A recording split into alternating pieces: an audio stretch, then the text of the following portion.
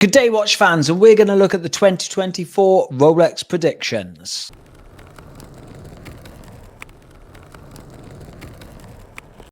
So, 2024 Rolex predictions. So, I'm going to be discussing what watches I think will be discontinued and what watches I would like to see. So, first off, the watches that I think will be discontinued this year. Now, there's a lot of rumors going around, but I do think that we might see the discontinuation of the Pepsi. I've done a few videos on this, and I'm going to gamble and say that Rolex are going to discontinue this watch.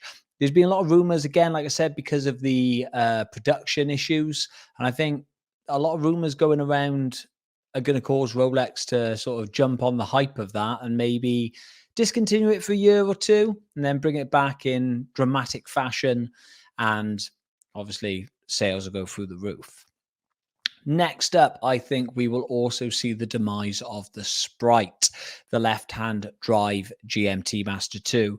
Now, I'm not a massive fan of this watch. I'd love to see this watch on a right-handed watch, but I do think it might be the end of the Sprite. It's been about for a couple of years. I feel it was bought out as like something just to sort of grab people's attention.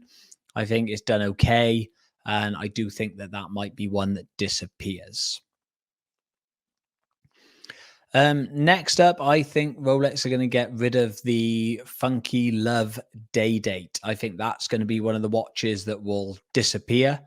Again, I've not really seen any of these really in person or seen many people with them. I think it was a bit of a gimmick that Rolex bought out, the emojis and all that stuff. And I just think it's one that they're going to try and put behind them and forget about.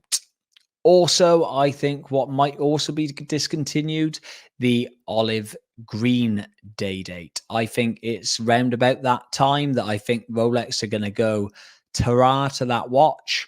And I think prices on the secondhand market will go through the roof. Don't forget, Rolex have got their own certified secondhand program now.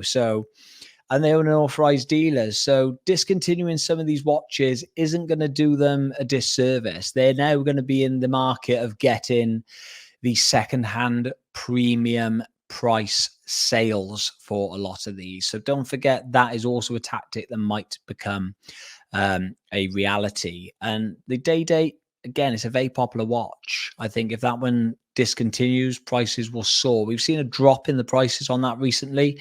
And I think it'll really pump it back through the roof. Now, they're the ones I think will discontinue. I don't think we'll see a demise of many watches. We might sort of see the demise of like a case size here or there. But I think they're the only models that I reckon that might disappear this year. And now on to my dream watches I would like to see this year. So, number one, a right-hand drive Sprite. I would love to see that. I think that would be a beautiful watch, but I don't think they'll bring it out if they've got a left-handed one or they discontinue it. You never know, but that would be one I would love to see. The next one, again, a fantasy one I'd love to see, is a red bezeled Submariner. Now, very much like the Tudor Black Bay with the burgundy bezel, I would love to see it on a Submariner. I just think there's something about a red bezel on a watch that looks absolutely beautiful. But again, will we see that? I don't know. We've never seen a red bezel on Submariner. I think the only bezel we've seen that's red from Rolex is the Pepsi bezel, the Coke bezel, obviously. So it'd be interesting to see if they ever did do that. But I don't know if it'd be too similar to Tudor, because that seems to be the standout Tudor model that sort of separates them. Everything else seems to exist on both sides of bezels except the red. But hopefully we see it.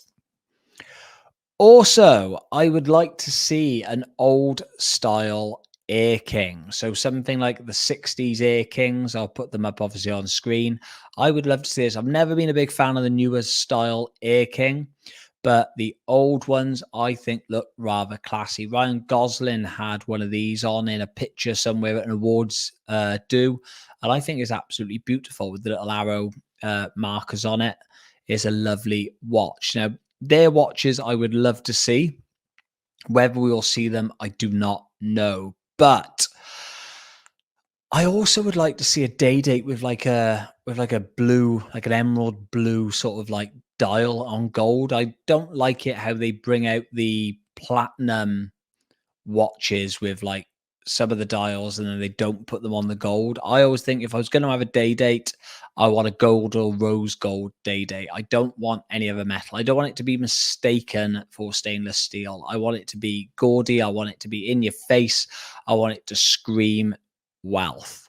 And that's what a day date is. It's an extremely lovely, expensive watch. And I would love to see like a nice emerald blue dial on a gold, yeah, yellow gold day date. That'd be beautiful to see. So they're my predictions for 2024.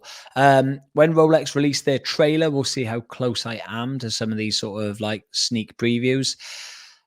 I think the only other things we'll really see maybe is sort of like case size changes or maybe like tiny little bracelet changes. I don't think we'll see much, maybe some glide locks here and there, but I don't think they're going to make any massive, massive differences on their models.